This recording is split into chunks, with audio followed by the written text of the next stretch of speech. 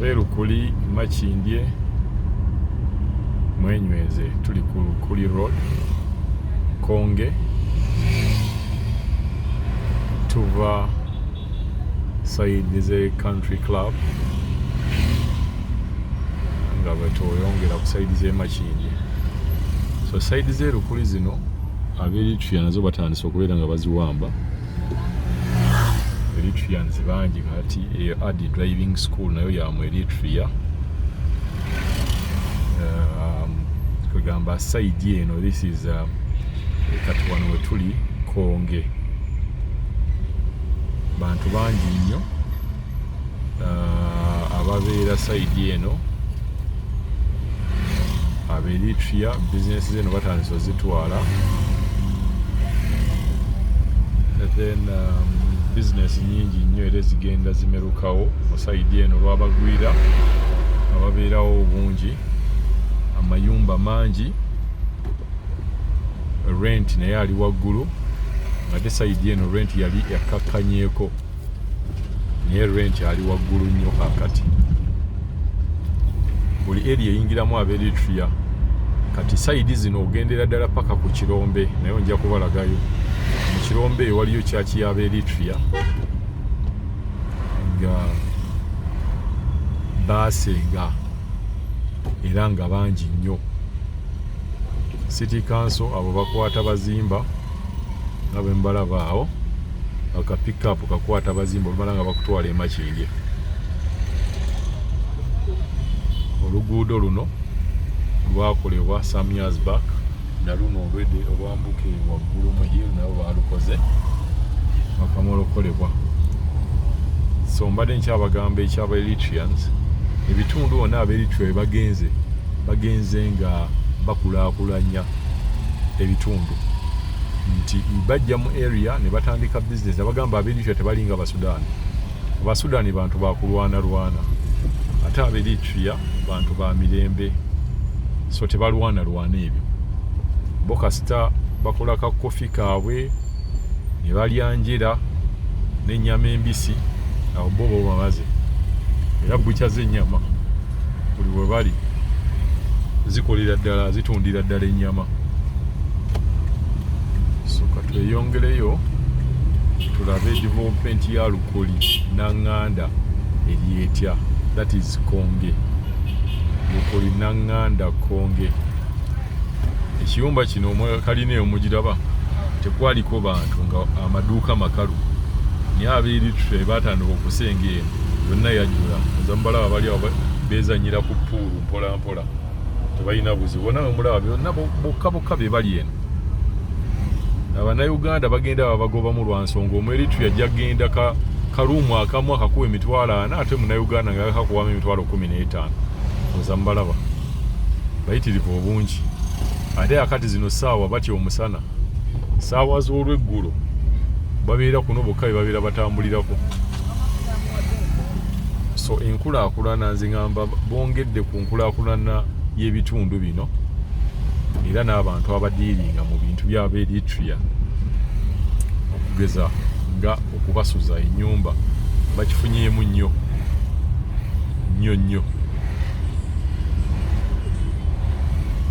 Tuyongereyo tulabe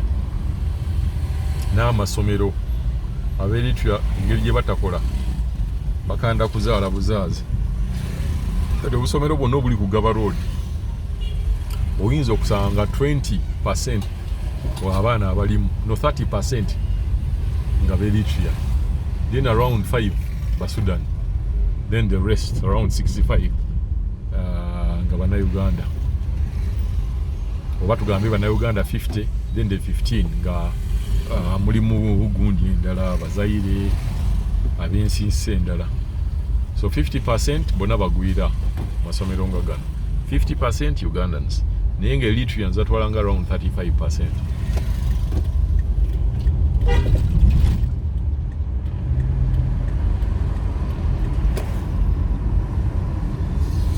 Kati kireetedde n'abantu obutatunda bupuloti bwabwe, kuba buli kantu konna kaateekawo ne bwe kaba kabi katya bo bajja ne bakapangisa ebbeeyi. Kati nga mu Kirombe ani yali alowooza nti Omu Eritrea asobola okugendayo? muzambalaba baabano bahabesha balaba bayitirivu obungi naye nga abasajja ba mirembe nnyo tebalina buzibu ogamba obungi bw'aba Eritrea obuli mu Uganda singa abasudani be baalimu kuba bo bantu bakulwana abantu bakuyomba naye bano muzolaba obwana obutobu bwona bwe Eritrea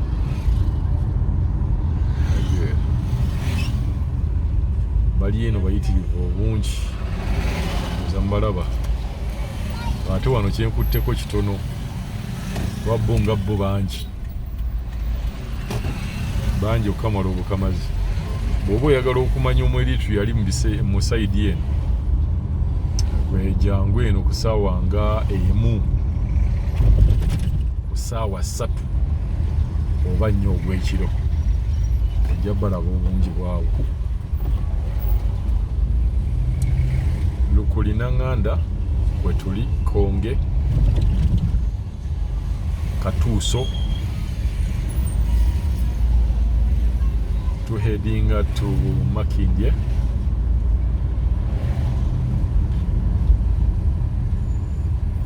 Bafaanana ogamba enguudo zaakyuka abantu bangi abaliyo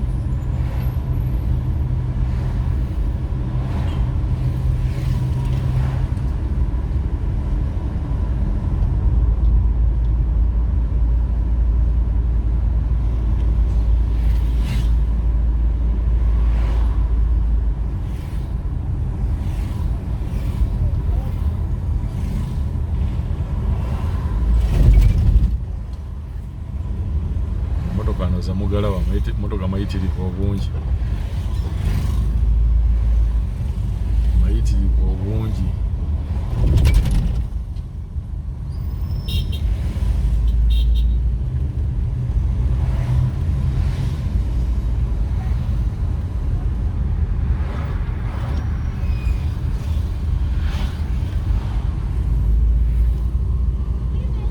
Starbucks Lukuli 2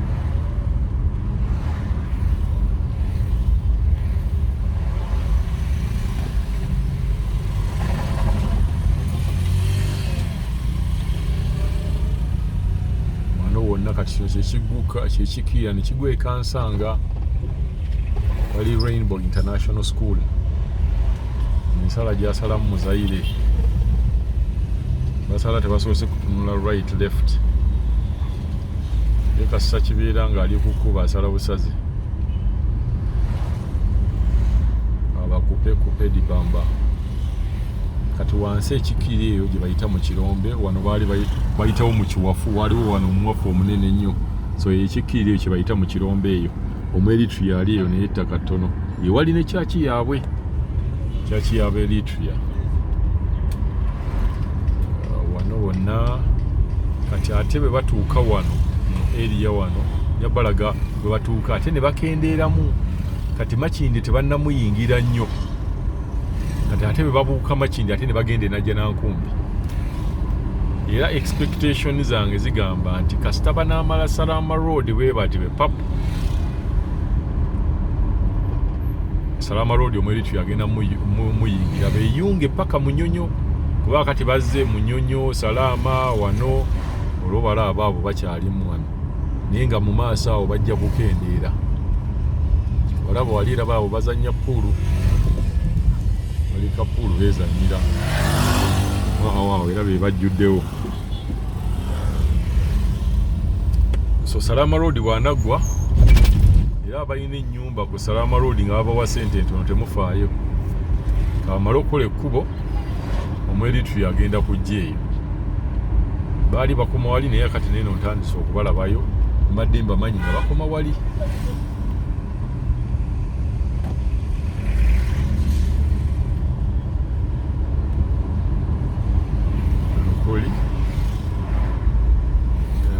maasawe wali kalina bulijjo gye mbagamba nti kalina eyo nze kuva buto ngiraba ng'eri bwetyo oli yagizimba Bakamayi Medical Center yagizimba oba yagizimba ku ttaka lya kika oba yagizimba ku ttaka lya famire ebbanga lyemaze awo singa yazimba nnyumba za wansi sente ze yali badde aggye mu nnyumba zo wansi zaali badde olwedde zizimba kalina eyenkana ete kuba nze kuva butongiraba eyo kalina eyo akwalayika bagizimba bulungi kuba temubeeramu muntu ennaku ezo baali bataddemu enkoko nga balundiramu nkoko kati balundiramu basimanyi balimiramu butiko era mujja giraba yiiyo oldest structure oba kalina ku Lukuli road eyo neneewuunya kiki lwakiteggwa ndowooza mugiraba kakati bakuba mu bintu era mukyalimu nkoko era nga bwe nazireka mulimu nkoko ebiveeraveera ebyo n'obutimba ezo nkoko kati ze balundiramu nalundiramu nkoko naye bayazimba ku ttaka lya famire naye ne wajja ne bakaaya namba aye tolina kuzimba wano bwasimanyi so tweyongeddeyo nam house Starbex ndowooza muziraba zo nga buli bwe wamu eziri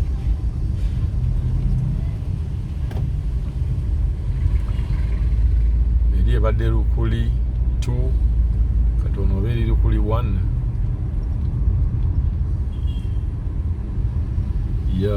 eno bagiyita just Lukuli naye wali wansi wetuva eri Lukuli 2 ate wona ani ono simutegedde oyo waabaawo balina gwe bakuuma manyi Makindye wali abali b'amasappe bonna nga tebannabasalako nviiri waliwo wano kiploti kye bamaze okwerula katulinde kye bagenda okuteekawo maaso awo ewali papas then n'ogenda ku HM ya Haruna Mubiru then novaawo n'ogenda ku Pakalast papas yeno wano ya Misa Kisemakula yeeyo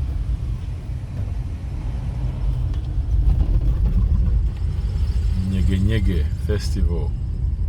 14-17 Jinja Golf Course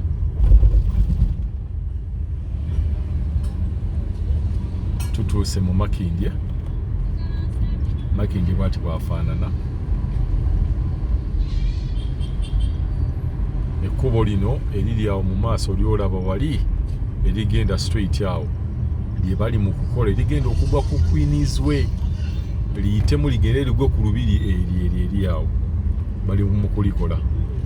ligende ligwe mu lubiri maya ku lubiri then wajja kubeerawo flyover mu makkati awo balinga bayita mu ttaawo awo nga kukole bundu wagenda kubeerawo ettaawo nga bayita omwo wansi tweyongeddeyo obudde butandise okubeera nga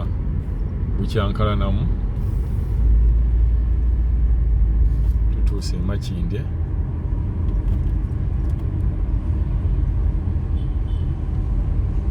wano Makindye Barracks eri awo obudde bukyuseemu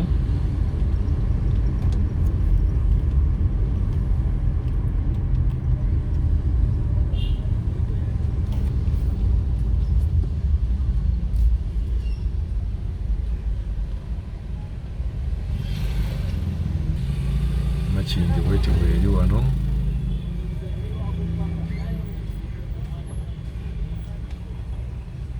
abazimba mubazimba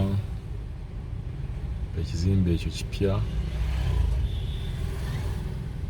Sim Towers yeyasookamu wano mu Makindye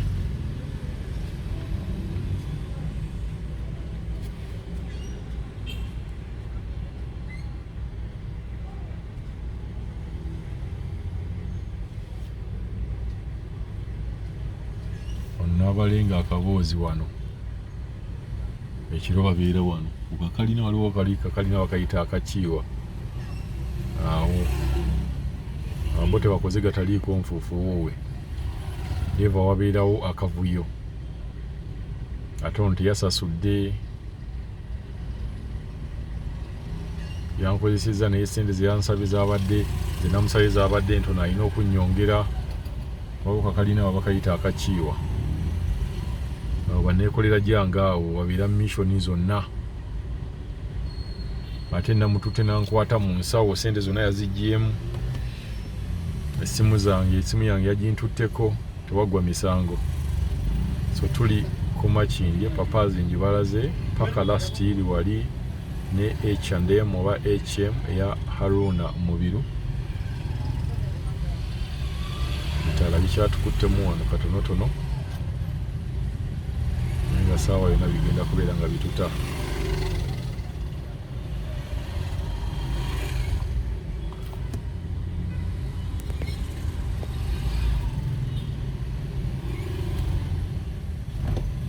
bitutadde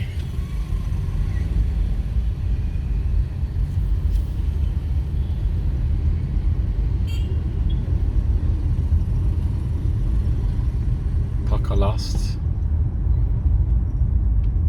yao HM box lounge TK chicken nabali awo kati kino ekikubo tebannaba kubeera nga bakikola naye nga bayiwa eri esalaamu bagenda okubeera nga balikola naye nga fu bagezezzaako okubeera nga bayiwamu like maram mukira wantu oyinza ogaa tolira mu kibuga bagezezzaako okubeera nga bayiwamu maram kuba luli lyali bbi nnyo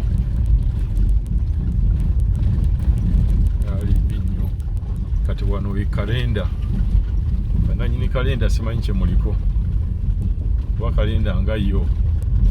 ogirawa yonna eri mu mbinabina eyagala nakugwa eyo gye bayita kalenda Makindye kalenda weewo ekikubo kibi kino naye nga bali mu pulaani yakubeera nga bakikola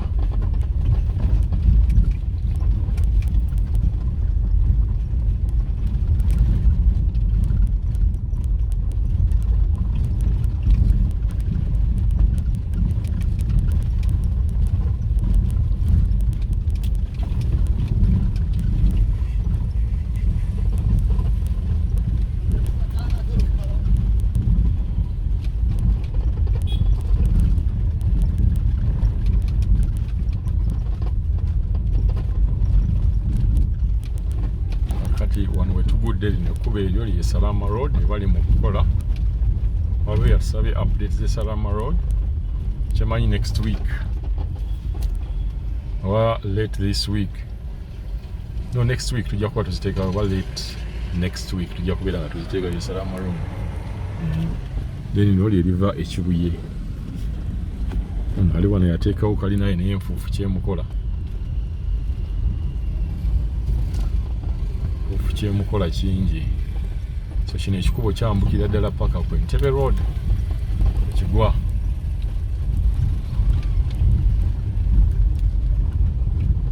kigwira ddala ku Entebbe Road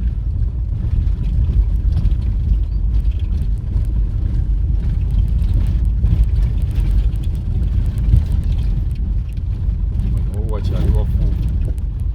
engeri gye wali ekisenyisenyi era balina okubeera nga naye baba bakole ekkubo wano balina okubeera nga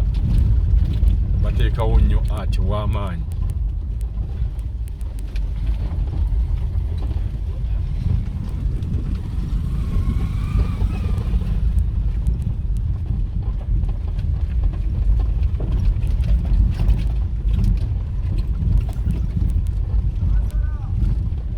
Serwale Center eri wano sana gutwekyangiddeko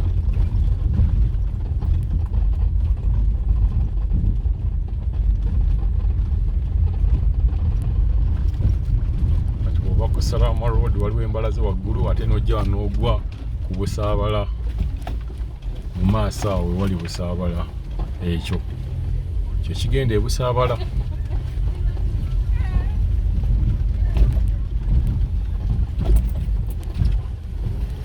sana mungi tujja kupozingamuko okuba nnyo mu kamera ye Busaabala ambias waraji bamukolera awo nene kyebusaba kyekyawo weyongerayo atugenda wali tugwe ku Entebbe Road kati wano oba ogudde ku Entebbe Road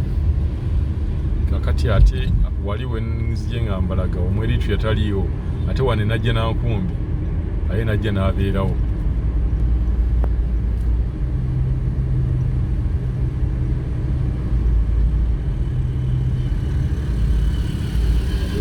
wali tuli kumpi kutuuka ku Stella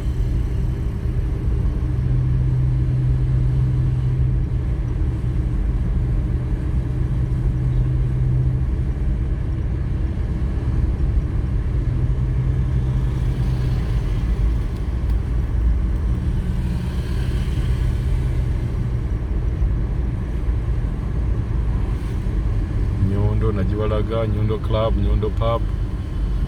okuba nanyina wawe yafa neggalawo kakati batematema mu maduuka eyo buli naku njibanyonyola tuba tuyiseewo wano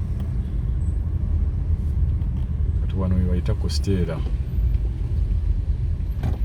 era vidiyo yaffe wegenda okubeera ng'ekoma yakoma wano ku Stella.